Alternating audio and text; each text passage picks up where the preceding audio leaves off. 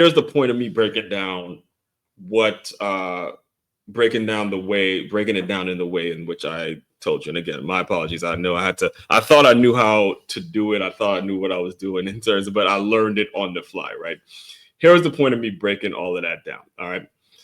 Is it was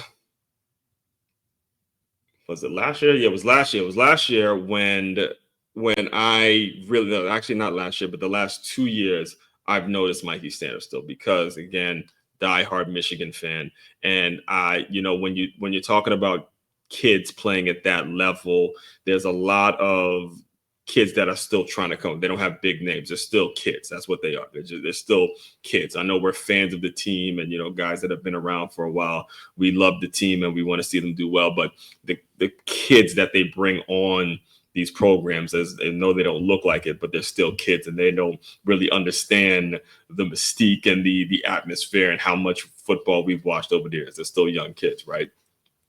And the neat thing, and why I've always told people that it's better to, or the college game, watching the college game is better than watching the NFL game, is because you have an opportunity to see guys step up. You see guys step up in times where you need to step up, and you just never know who it's actually going to be. You just absolutely never know that. All right. So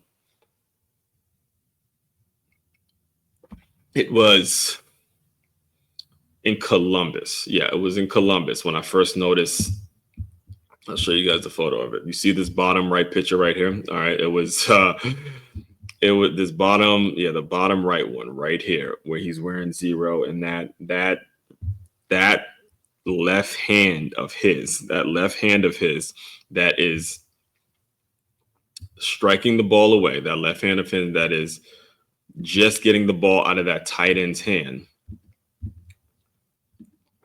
is what made me really notice this kid.